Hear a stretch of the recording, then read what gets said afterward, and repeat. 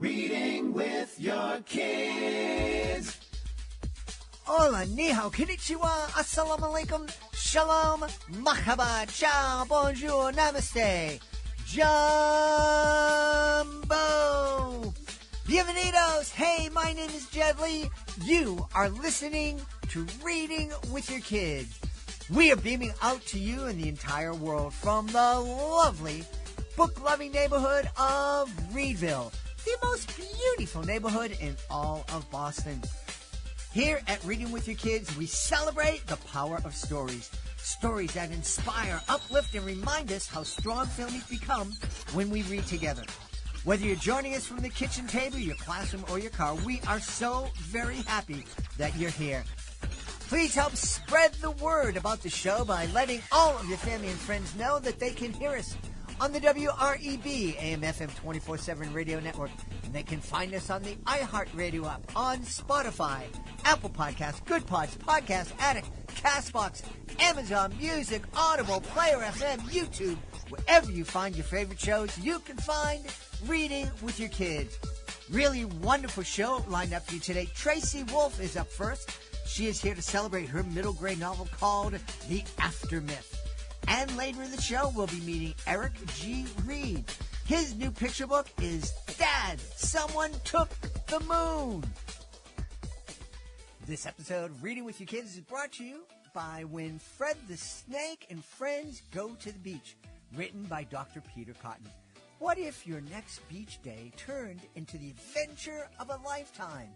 And when Fred the Snake and Friends go to the beach, Fred and his friends are headed to the beautiful sea islands off the coast of South Carolina, where the sun is shining, the waves are rolling, and there's a whole world waiting to be explored.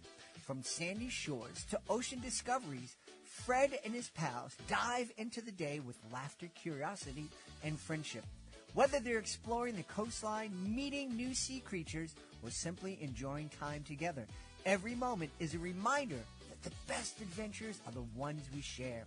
This is the fifth book in the beloved Fred the Snake series, where each story brings new places, new friends, and new opportunities to learn and grow.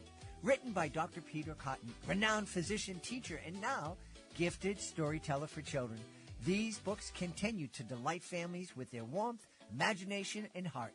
So grab your towel, bring your imagination, and join Fred for a seaside adventure your families will treasure.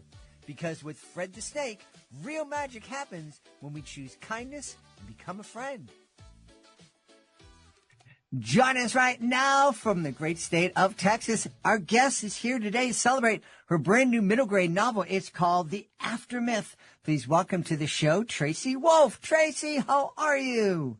I am wonderful. Thank you so much for having me. It's really great to be here. And hello to everybody. Great to have you on. As we're recording this, we're, 13 days away from the book being launched? Yeah, 14 days. Yeah, 2 weeks from today. Today's Tuesday, yeah. This is exciting. How does it, I know you're a New York Times bestselling author, but does the thrill of having a book published, does it wear off? I know that first book, there's nothing beats that thrill, but do you still get the same excitement as the other books start coming out? I mean, you're right. The thrill of seeing your very first book on the shelf, like there's absolutely nothing like in the world. Like I dragged my family like from pillar to post to like, oh, but here it is in this store and here it is in this store. And actually, I don't think the thrill ever does go away. I mean, I think it's particularly exciting when you're launching a brand new series or if you're trying a new genre, both of which I'm doing with The Aftermyth.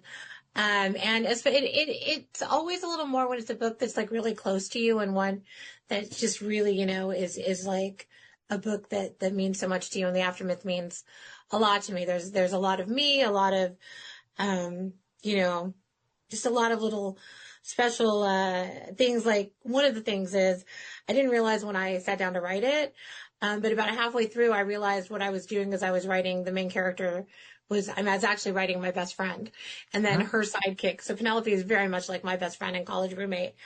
And her sidekick or her very good friend Fifi, is very much me. And it was incredible when I realized what I was doing was I was writing the beginning of our friendship through her eyes. And it was like so much fun. And then when she read it, and I didn't tell her what I had figured out I was doing. And when she read it, she was just like, oh my God, that's us. And I was like, oh yeah, I guess, yeah. And so when it's a book like that has so much of you and so much of people that you love in it, yeah, it's really special. I am nervous and excited, and I can't wait to hear what people think of it, and all of the things. Awesome. So happy that your friend didn't turn around and go, this is us. What are you doing writing about us? It's Oh yeah, no, she's lovely. She's amazing. She knows. I mean, we've been friends since we were 18 years old, and there have been different things in our lives that I've told her at different times. Like, that's showing up in a book one day. You just be aware it's going to be in a book one day, whatever. And she's like, well, yeah, of course it better be. So I'm guessing you've always wanted to be an author. I have, like, from the time I always say from the time I understood that letters made words and words made sentences that you could use to entertain people. My dad was not a storyteller. He was actually in, well, they called it MIS at the time, but it's like information systems, right? Mm-hmm. Way back when I was very young, but he was an incredible storyteller. And he, from a very, very early age, would do things with me. Like, we might be like in the pool and he'd be like, okay, close your eyes. Listen, tell me everything that you hear. Describe it to me. Or he'd be like, write me a story about, that's your stuffed animal or your shirt or that, thing over there on the wall. And I would just like tell him a story. And I just started learning that at a very early age. And, I think I was around, I always say, cause I'm not sure. I feel like it was second grade. My parents had gone into the bank to get a car loan. Mm-hmm. And these are back in the days, and we were in San Francisco at the time, so it wasn't hot like Texas is. And it was also in the days when you could leave your kid in the car and not worry about it. And they asked me, do you want to come in or do you want to stay? And I'm like, well, I'm reading a book. I'd rather finish my book. So I finished my book. It was a Judy Blume book. And I loved it. And then I was looking around for something else to do. And there was a notebook, and I'm like, oh, well, and I wrote my own little story. And I think from that moment on, I was like, this is what I want to do with my life. This is the most fun you can have. So yeah, always wanted to be a writer. So all my friends in college certainly knew. Excellent. Boy, your parents would be in jail these days if they left you out in the car with a book. Oh, right. Absolutely. No doubt. Or they would, or like I said, in Texas, it's dangerous to do such a thing. But, it was like 65 degrees out, and they didn't have to worry about it, and it was great. But no, different times. So tell us, So tell us about the Aftermath. Oh, the Aftermath is the story of Penelope Weaver, a young girl who has always known she was going to start at a Naximanders Academy, which is an academy kind of based on Greek mythology. Her whole life, she thought let me say this. The academy is divided into 5 halls, each one named after a different Greek god. You have Zeus, Poseidon, Hades, Athena, and Aphrodite. And she always knew she was going to be an Athena girl. Her parents were Athenas. Her her grandparents, her great-grandparents have always been Athenas.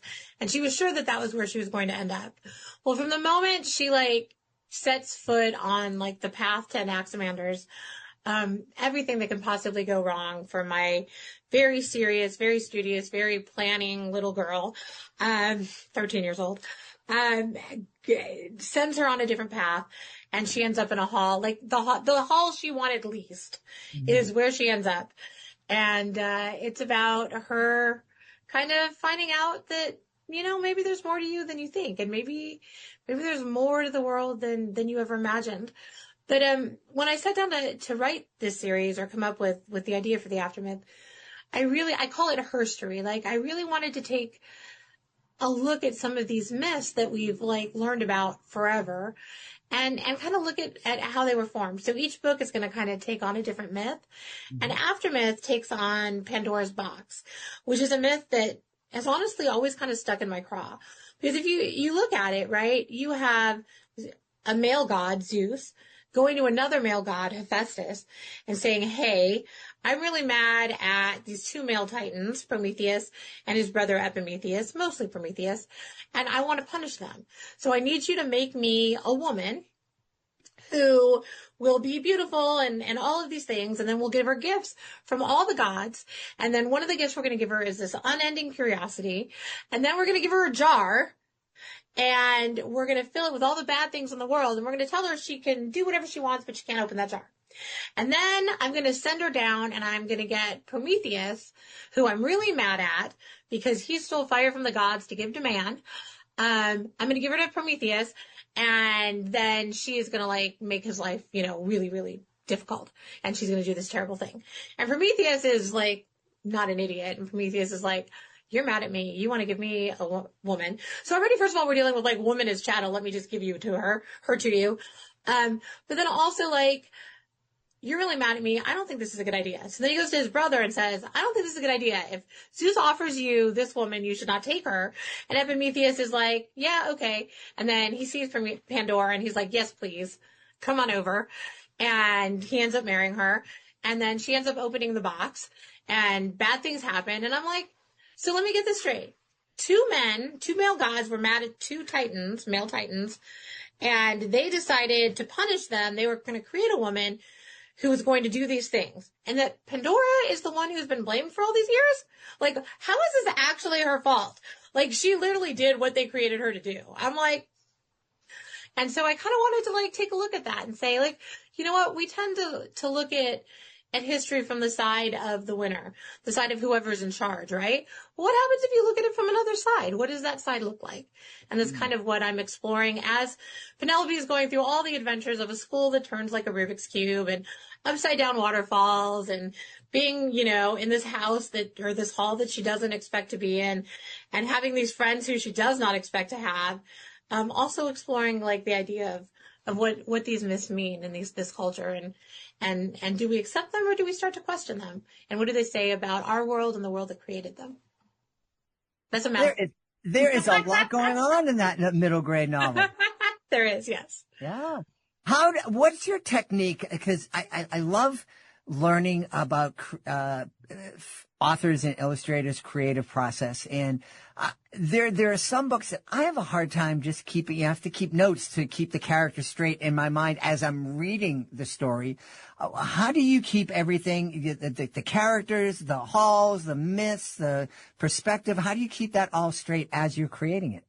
I will say, when you're writing like a contemporary romance, for example, it's not nearly as hard, right? I'm dealing with like a smaller group of characters. I'm dealing with like a world that I know all the rules in and all of that, When you're dealing with writing a fantasy and your world building, and I've done this several times for all different ages. I've written, new adult, I've written adult, I've written young adult, and now I'm writing middle grade. And with a fantasy, you kind of have to do it the same way, right? You definitely have to keep like some kind of story Bible, which is where you like kind of put down the rules of the world and you put down who the characters are and what their defining characteristics are.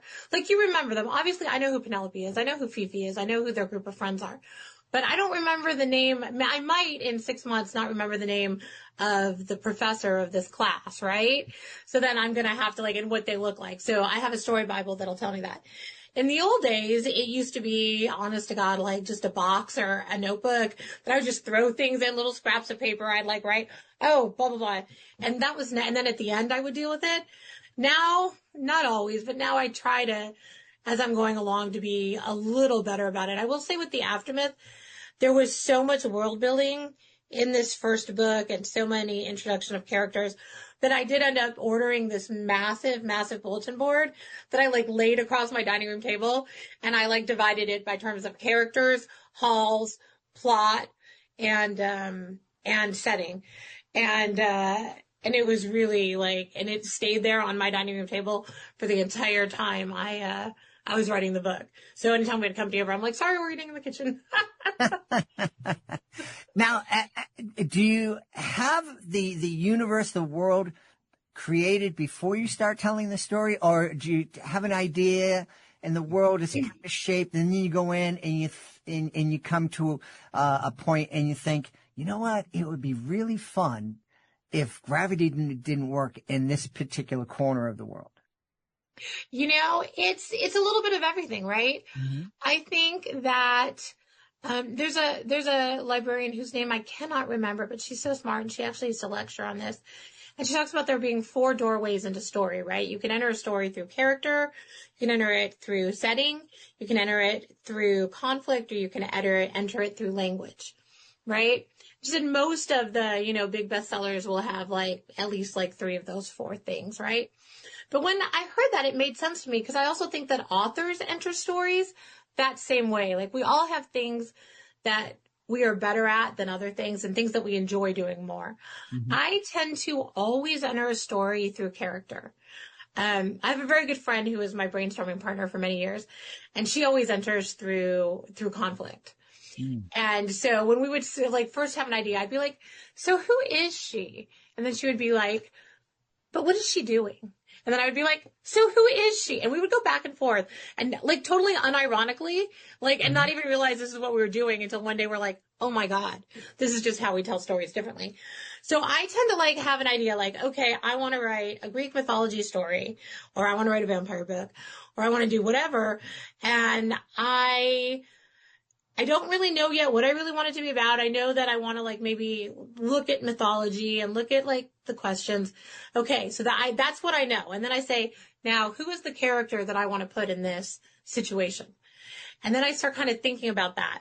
Now people always ask me like, you've written a lot of books. How do you keep having ideas? I have more ideas than I can ever write. I'm really like, I like everything. I'm driving down the street and I'm like, oh, what would happen if, and then you write that down. So I have like a book where I keep my ideas, but it's not unless a character starts kind of talking to me that I'm like, oh, this is one that's actually going to get written. So I'll kind of play with the idea for a little while. And then usually what happens is like, I'll be like in a car, because that's where I do a lot of my thinking, or I'll be getting ready for bed and, brushing my teeth or something. And then like somebody will just kind of start talking in the back of my head. And I'm like, oh, like, who are you? And then I kind of like, oh, that's you. Okay, you're Penelope. All right. So and then once I have that and start thinking about who she is, I build the conflict and the plot around who she is. Like if she is this person and this is her internal conflict and this is her goal, what kind of world will challenge, or what kind of story and plot will challenge her the most? And then from there, what kind of fantastical world can I put this in that will exacerbate all of this, but also be like really fun and really rich and exciting? So I kind of build that way versus I know a lot of people who start with a world and build down, but I built very small to go big. Tell me, was there, you mentioned that Penelope and Fifi were kind of based on you and your friend. Yeah, after I didn't realize it, but yes. Yeah. As the story went along, did Penelope do anything that surprised you? Yeah, Penelope constantly does things that surprises me. Actually, the world constantly does things to Penelope that surprises me. She has it rough in the aftermath. I mean, that poor girl. I very much subscribe to the, like, what's the worst thing that can happen in any given situation? Okay, let's make that happen. Form of storytelling. Even if it's like, sometimes it's like, oh my gosh, like, I'm like stuck in an upside down waterfall. What do I do? And other times it might be like an interpersonal thing, but it's like, what's the worst thing that can happen in this conversation or in this classroom or in this whatever? But absolutely, I think that very much the best times and some of the best scenes always come from when the characters surprise you. I don't write from like a really firm outline. Usually I tend to write from, you've probably heard other writers talk about Save the Cat, right? The 13 beat the beat sheet. Actually, no. No? No. Okay, oh, go ahead. No, I was going to say, tell us about Save the Cat. So Save the Cat is actually a screenplay structure, and it's I think it's super well adaptive for novels. And it kind of looks at it works in a 3-act structure, right? And act 1, it'll have inciting incident, theme stated, turning point or catalyst, and break into act 2. And then you go into act 2 and you solidly find where your midpoint is going to be. And your midpoint is either going to be something like that's called like a false high, where, oh, things are going okay and then everything's going to go to hell. Or it's going to be a false low where everything is bad and then it turns out that everything's going to be okay. I tend to do a false high midpoint because I like it. Oh, okay, some bad stuff has happened, but we know what's going on now and we're going to be okay. And then you make, everything terrible just explode at once. But it has they call them beats, right? It's like the beat of, so the next beat when you go into act 2 is like fun and games. And that is also called like the promise of the premise. So if this is a Greek mythology book that's an action adventure, this is where you're going to get a bunch of Greek mythology. You're going to get a lot of action adventure and a lot of fun things happening that are building towards that midpoint. And then you like go from there into, basically the black moment or the dark night of the soul, all of that. And then you break into Act 3 and it has its own beats. So I kind of map those out. Like these are the main things that I know. And I might have, I'm going to definitely have a scene that does this, or I'm going to have like a scene in Fun and Games that I want to do this with, or whatever else. And then I kind of just start. And many writers have told me in the past, many successful writers have told me in the past that I have a terrible process. And I do not disagree. And I have tried to change it, but I cannot change it. And my process is I spend a really, really long time on the first 8 to 10 chapters of a book. It used to be like maybe the first 5, but now my chapters are smaller. So first 8 to 10 chapters. And I will write them pretty quick, and then I will just throw them all away. And then I will write them, and then I will play with them, and then I will mess with them, and then I will throw them all away. And I will just do this. And I did not realize I'm 80 books in now, so now I know exactly what I'm doing. But this is actually where I'm figuring out the world, the characters, this is where I'm figuring out what I actually want to write about and how this book is going to go. And then once I finally find my feet, right? And I'm like, all right, this is it. Then the rest of the book kind of pours out really, really fast to about the 2/3 mark. And so I can spend a month on the first 8 chapters, and then I could spend 2 weeks on the next 50 chapters. And I'm writing like 18 hours a day, and I'm like, I can't move. I'm all like, pretzeled up and whatever. And then somewhere around that mark, right before I break into Act 3, and like you have to like solve all the problems. You have to have the really bad stuff happen, but you have to solve all the problems and all the, right around then, I decide it's the worst thing I've ever written, and it's terrible, and this is awful, and this is going to be the book I don't finish, and that's it. This is it. And, my partner and I have been together for 7 years, and she saw me through the whole Crave series and several books besides. And it used to alarm her, and it used to alarm my agent, who's seen me through like pretty much 80 books.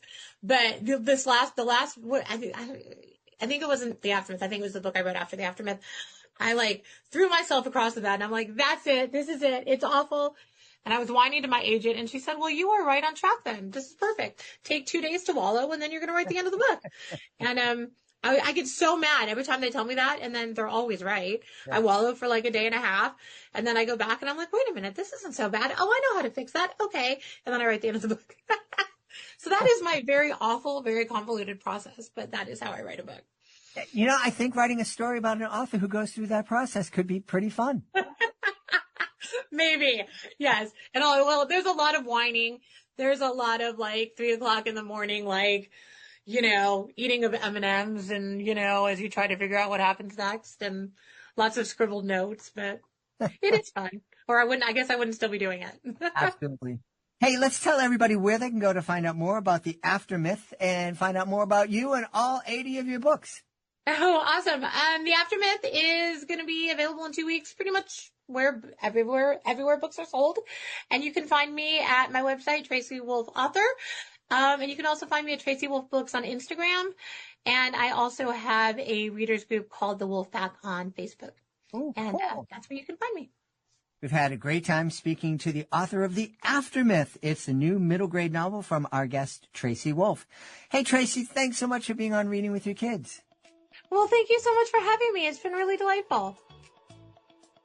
Hey, this episode of Reading with Your Kids is brought to you by AspireDrinks.com. Hey, I have a quick question for you. Have you ever wanted a little extra energy, but not the kind that makes your heart race or leaves you crashing an hour later?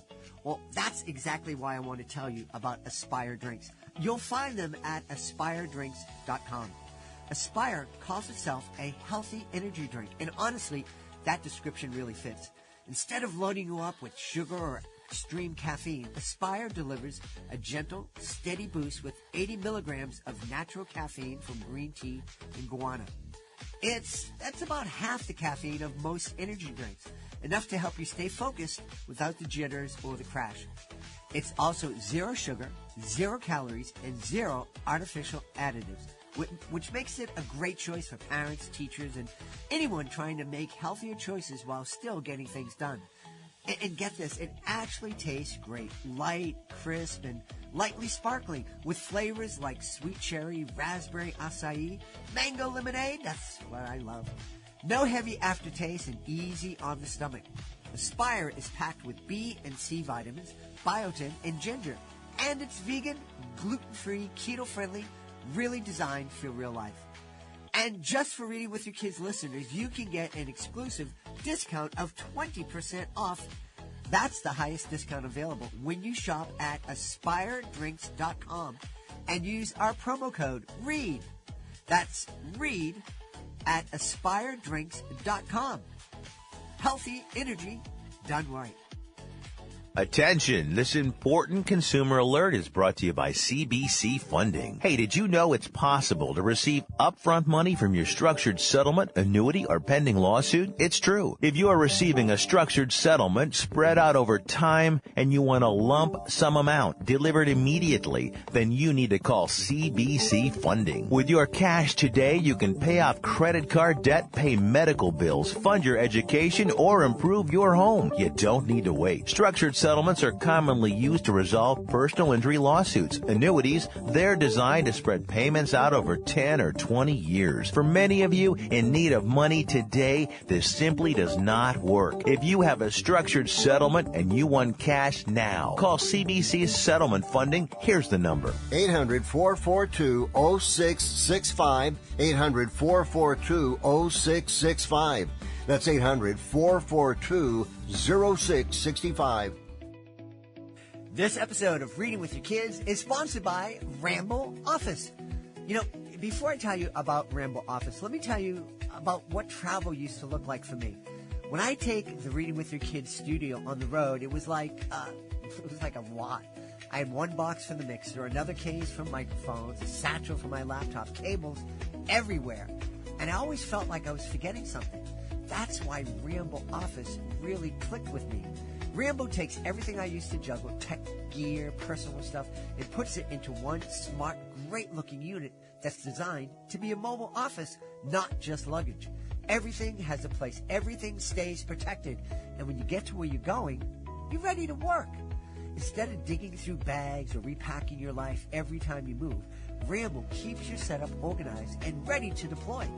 Travel days stop being chaos and start being productive. It's sleek, modern, built for people whose work doesn't stop just because they're on the move. And if your job follows you, whether that's podcasting, teaching, consulting, or creating, Ramble is worth a look. Go to rambleofficeanywhere.com, all one word, rambleofficeanywhere.com. Use the promo code READ, R-E-A-D, and receive 5% off any product. It's exclusive for Reading with Your Kids listeners. Check it out today, rambleofficeanywhere.com, promo code READ.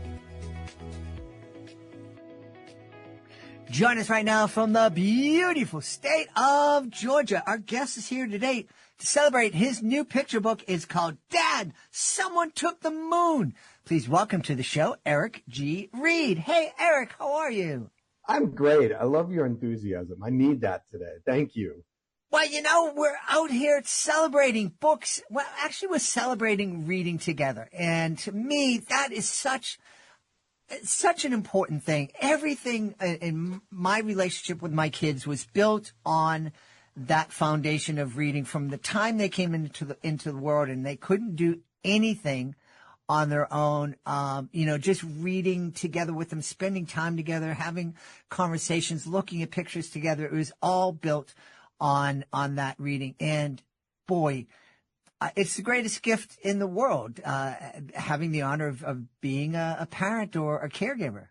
I treasured the time. My son is now 16, and we still cuddle and do books every so often. But when he was little and he'd grab his book and say, read me, read me. And my favorites were always like Pout Pout Fish, because there's a lot of good voices in Pout Pout Fish. And to just get lost in it is such a gift for kids. Yeah. And to hear a parent be a child for that 20, 30 pages, it's the best time in my life when I Yeah. get to be with kids and reading and watching them lean into a character and start to be like, what's happening next? What's happening next? And as the reader, you control the speed of the train, so to speak. Yeah. Yeah.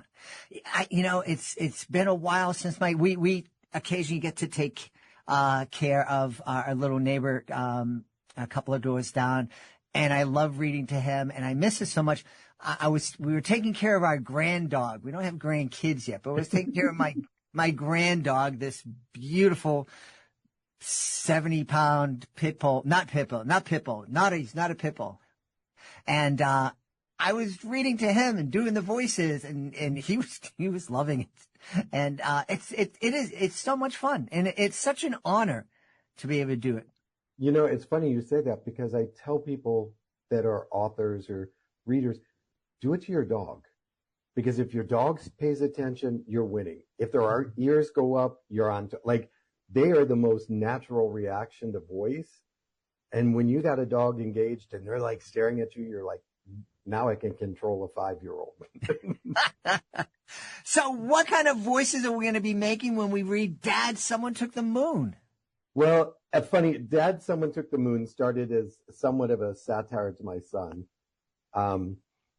And so it's often when I read it, even now, it's kind of got that bit of I'm a knowing dad, and a background to the story. So my son is, like I said, 16, and I meet him at the bus stop every morning. Every morning I go out and I hang with him, just because there's not that many mornings left. And I went out last year and was standing there and go, oh, look, someone took the moon. Of course, it was a no moon phase. And he looked at me and goes, yeah, Dad, someone took the moon. And he was being the sarcastic 15-year-old at the time he was. And he was like, yeah, where do you think it went? And he started just, if you've got a 15-year-old or had one, you get it. Uh-huh. And he kept going and going. I'm like, ooh, that's a good book. And he's like, you're not going to write a book about that too. Because he knows he's always woven into everything I do. I'm like, why? And he's like, please don't. Which, if you're a dad, that's like gas on the fire. Yep. And so because I'm a publisher and I have the resources, I just sat down that day, wrote it out, sent it to my illustrator and said, here's what we're doing.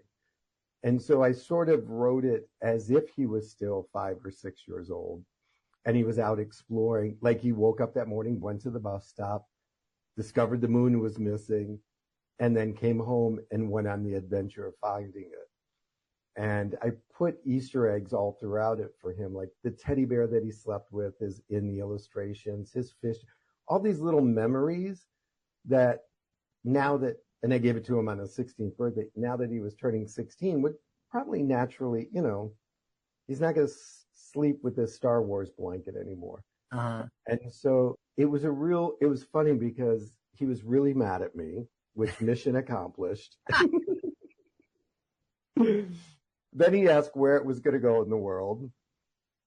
And then he sat down and said, can we read it? And that reminded me that no matter really how old we get, who doesn't love to have somebody read a story to them? Yeah. And so the first time I read it and the second time he sort of did his parts. And it's become a joke because he'll say something like, I have to go poop. And I'm like, oh, that could be a book too. And goes, shut up. But I used sort of the Dr. Seuss rhyming style and things like that, and then ended with, of course I had to end with Goodnight Mood type of imaging and language. Yeah. That's fantastic. And, moms, if you're hearing us cackle with glee about torturing our kids, it's a dad thing. You don't have to understand it, but it's a beautiful thing. And there was no better timing than his 16th birthday, because that's sort of a transition point between childhood and young adult. He'll be getting his license. And to get a children's book was sort of like, why are you, oh, wait, that's like the hat that he wore, and every parent knows it. The kid will fall in love with something and wear it every day for like a year. And then finally that was it. His dog that he got at about that age. So and as he went through it and he could see his life in little images, you could tell it was like a scrapbook thing. for him. And he goes on book signings with me, and he's like, "Why do I have to sign it? I didn't write it." Because you inspired it. You inspired it. You're the star. So I would tell parents, especially if you have that ability to write, don't worry about the illustrations, because I didn't. I wrote it first. It's a great gift to give your kids. Yeah. And it's a great gift for other kids. Again, it's gone around the neighborhood a couple dozen times. It's gone to book fairs. It's gone to school readings. And first of all, the boys love it because finally there's a boy character with no girls anywhere in it. There's a few in background, but it's an adventure and hunting and searching and dirty and things like that. Super. That's really and you bring up a good point.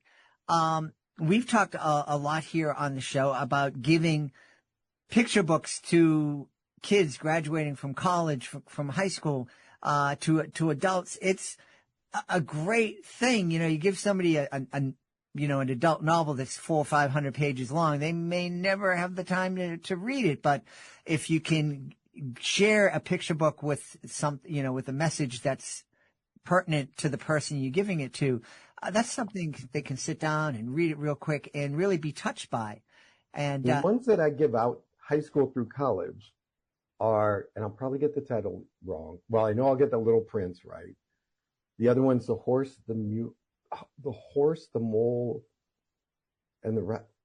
Oh, I'm screwing it up. It's a beautiful book. It's right there on my shelf. Beautiful story. What do you want to be when you grow up? Happy is the response. It's just, and then Places You Will Go, Dr. Seuss is a good one. And then I have a Charlie Brown's Book of Wisdom that's kind of written towards adults, but uses all of that. And kids just, it's like, look, I know you're not going to read 12 Steps to Becoming a Great Professional, but you'll read this and you'll laugh. But to this, like when I read the first one, I feel so bad. The Boy, the Horse, and the Mole, something like Mole. When I read that, what do you want to be when you grow up? Happy. I was like, oh my gosh, that's Winnie the Pooh wisdom. And there's another adult version of Winnie the Pooh out there as well that are great picture books to give. Yeah. Yeah. And, along that line, if you have and everybody has the ability to tell a story, you may not have the ability to write a book that's going to be traditionally published or even write a book that you want to self-publish. But we all have the ability to write a story for our kids that's meaningful to our kids because we lived it with them. And it's a great, like I said, I never intended it to go beyond the birthday table, and it's gone all over. But it was a really nice connection point for us as a transition. Mm-hmm. Like he has his copy, it sits up on his dresser. I'm not supposed to notice it's on display because that would be like I'm not allowed to. But he can always hold that and know that I saw him at this age. I saw his life and his world. So if you're like, yeah, my kid is 40, why would I write a picture book for him? That's like so great because you can tell the story that he can tell his kids or her kids. Storytelling is it's a great connector. And children's books or children's stories, the kid is cuddled up on you. They're like almost heartbeat to heartbeat away from you. It's a really amazing space to carve out where you can talk to a kid in a way that they can see it and listen to it. And if you've ever been around an early reader and picture, they'll work the same book 50 times. Because first they're learning the words, then they're learning that the words match this expression, then they're learning that and they start having to decode it almost like a layer cake. Whereas us as adults can see the picture, understand, like it all comes together in a heartbeat. But them, and so do it. Yeah, absolutely. Hey, you mentioned that in addition to being an author, you're a publisher. What's the biggest challenge in publishing kids' books these days? Kids' books, I could laugh, but hopefully I say that some of my authors might listen. But truthfully, it's first understanding who you're writing to. if you're going to write to a children's group, know that 3 and 5-year-olds or 5 to 7-year-olds do not use contractions. Do not use, like, the actual, the way the word appears on the page is critical if you expect it to be picked up by teachers, educators, librarians, because they have a reading guideline. They have a reading level, whatever you want to call it, that your book has to fit in. And so just understanding what's expected of a children's book from the buyer, parents and educators, but also that idea of, like, I have so many writers that will not let the illustration do the work. Mm-hmm. They'll write the illustration as part of the dialogue, part of the storyline. And I'm like, no, let the illustration show that piece. You show the emotional reaction, the internal dialogue, whatever is happening that I can't see in an illustration. Otherwise, it becomes this jumble soup of words that a little kid's like, okay, and they're trying to, and it just becomes, and so that, letting the illustration do the work, Mm-hmm. and use your words to guide them of where to look is sometimes the best thing. And then having a great illustrator. I have no idea how our illustrator does what she does, because when I sent her, Dad, someone took the moon, it was just the raw text. Mm-hmm. And I sort of had divided up, knowing publishing. I said, I need this page, and this is, like, I'm not going to tell you what to do, but I'm kind of, she sent back storyboard, and it was almost 90% perfect. And I'm like, okay, can we change the dog to look more like, and that we were tuning it. I sent her another book. We have a series of Molly books, same thing. And the artwork is very different between the two. And there's another book somewhere on my desk. Again, different artwork, different author. And so having an illustrator that can read the story and imagine the characters. Mm-hmm. If you're an illustrator, God bless you. God bless you. And I have to say that not all graphic designers make good children's book illustrators. Mm-hmm. And if you're trying to figure out your illustration voice, go to a library and just pull down 10 or 20 books. Take photos of the ones that really appeal to you, and then meet with the illustrator and say, I really like the way this is a pastel wash or watercolor feel versus this is this is sort of, a high-end graphic, comic book kind of stuff. Because again, the illustrations have to do more work than you think. Right. Or a picture book story. Mm-hmm. Mm-hmm. I belong to a few author groups on social media, and one of the big topics that seems to just ignite bonfires is AI. And do you see? Obviously, we see there are a lot of books that are coming out that are being written by AI with pictures, illustrations of characters with 8 fingers. That are being created by AI. But as a publisher, where do you land on this? So, I don't even want to count. There's probably 40 children's books over in a pile on my desk that I've been asked to judge for a children's book award. Mm-hmm. So I'm going through and I'm looking at illustrations. I'm looking at all the things we talk about. And AI's like, ping, red light. I can almost tell because of it. Or bad AI, let me say it that way. So if you're going to use it right, and Mm-hmm. use it so that it has layers, but also understand, like when Molly, the Molly book, we refer to her by first name now that we're in book 4. Sure. When Molly had the opportunity to go and become part of a product line for Rich's department store, the very first question they ask is, do you have the license agreement for the artwork? And because we have the in-house illustrator, and that's part of the contract, the author could say, yes, I have a license agreement for this use, not only in digital, but all other platforms, US and international. And they were like, great, we want to do a series of t-shirts. We're going to host the book for the summer. We're building this whole, it was a local, She couldn't have done that with AI because one, she doesn't have a written license.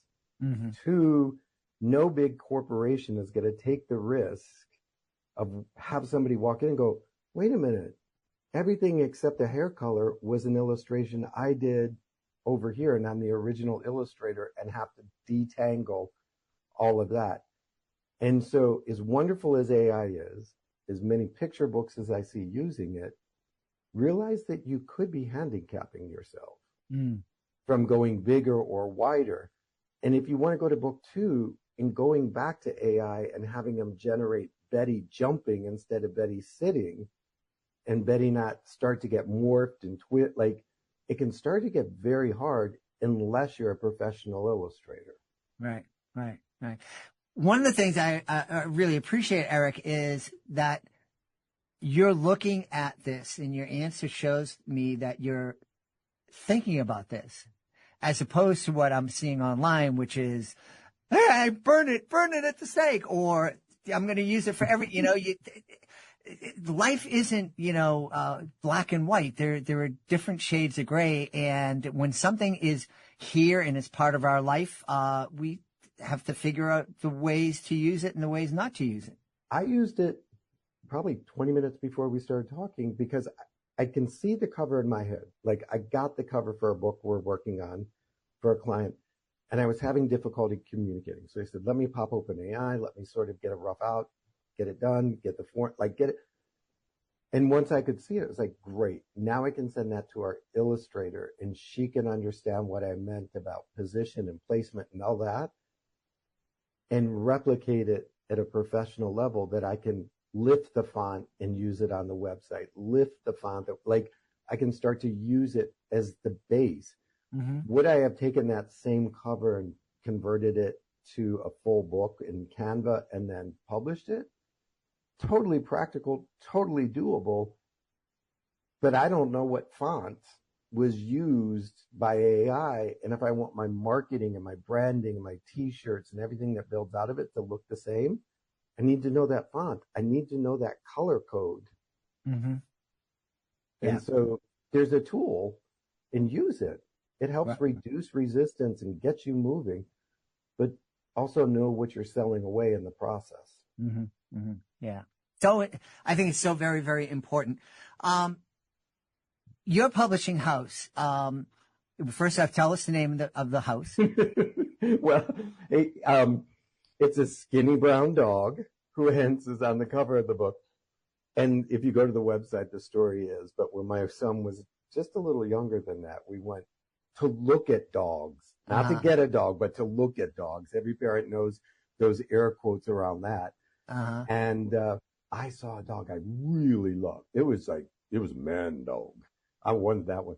And he kept saying, but nobody's going to love the skinny brown dog if we don't. Somebody's got to take the skinny brown dog. And he kept going on. Lo and behold, we came home with the skinny brown dog, who is now named River. And when we started publishing, I'm like, I keep hearing that. Nobody's going to love my book. Nobody's going to want me. Nobody's going to publish with me. I thought, you'll always have a home at ours. Like, come on. So it sort of fits together. And also it keeps me in touch with integrity, because every book carries the imprint of a little dog, which draws me back to my son. And so every book that we publish, I'm like, he's like, did we get another dog? He counts how many dog books there are in our house now. That's great. I know that feeling. We went for my daughter's 4th birthday. That's the age, 3 to 6, somewhere in there. Yeah, and we went into a pet store, and our dog picked us.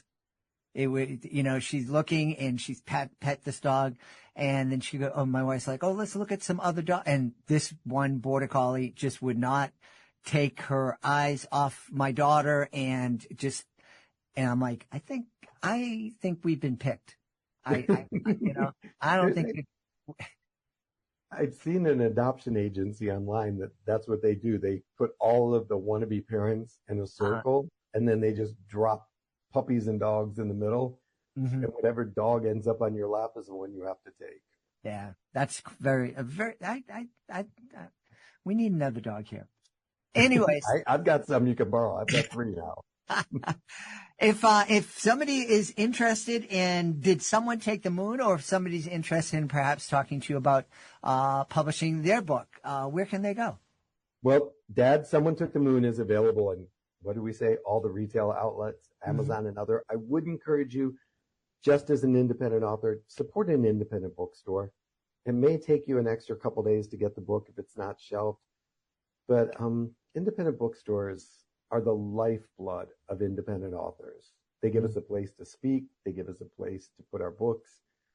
So if you can, get it from an independent bookstore. Yep. So Dad, Someone Took the Moon is available everywhere.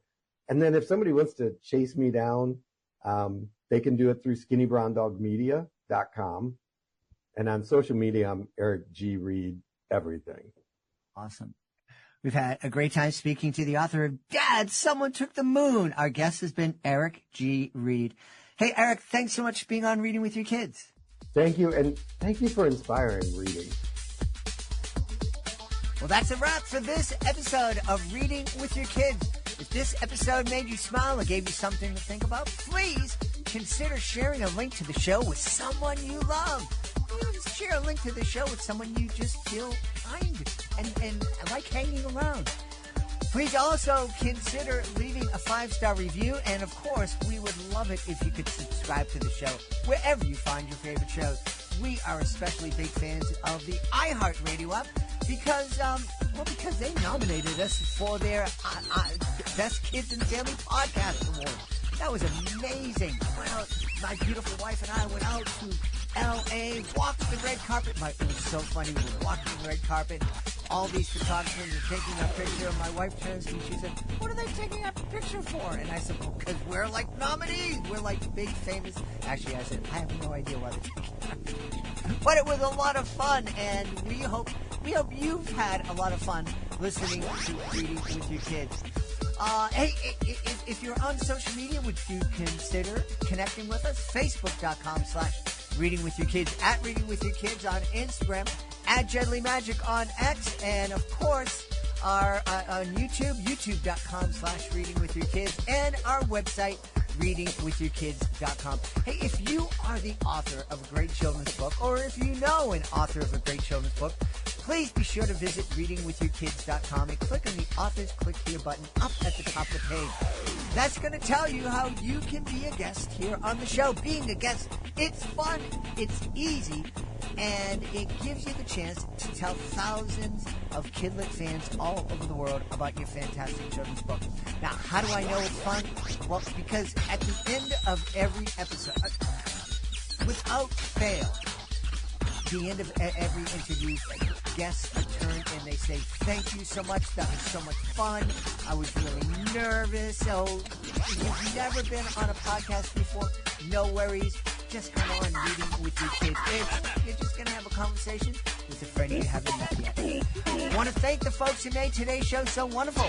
Starting with our guest, Tracy Wolff. Please be sure to check out the Aftermath. Also want to thank Eric G. Reed. Please be sure to check out Dad, Someone Took the Moon. I want to thank my team, Chris Guard and Jackson Santalaro. I want to thank my beautiful wife for all the support she gives me. Most of all, we all of us want to thank you. Thank you so very much for taking the time to join us today. And as always, thank you so very much for taking the time to make the world a better place. And you do that every single time you read with your kids. I'll be looking for you in the next episode of Reading with Your Kids. Hey kids, are you ready? Ready to read? Ready to dream? Let's go!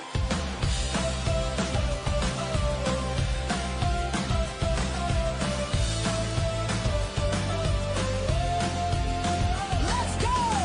Open up a book and the world begins. Adventure calls the moment you dive in.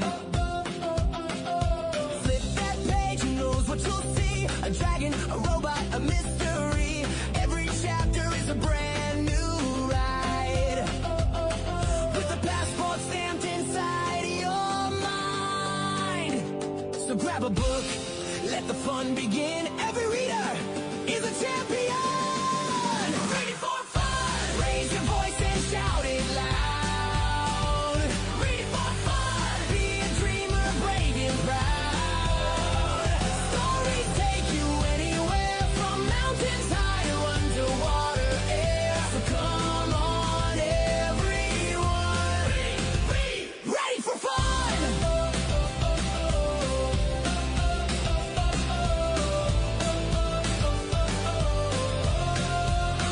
Let's go.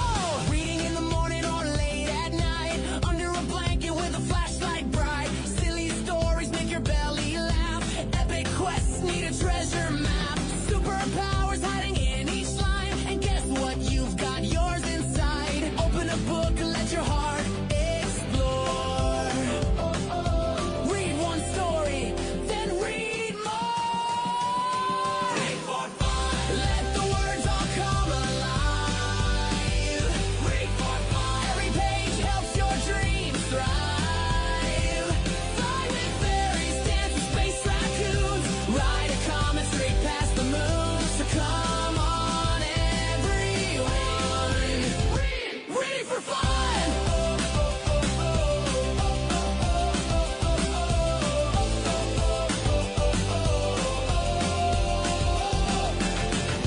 Who loves stories? We do. Who loves reading? Me and you. What makes magic?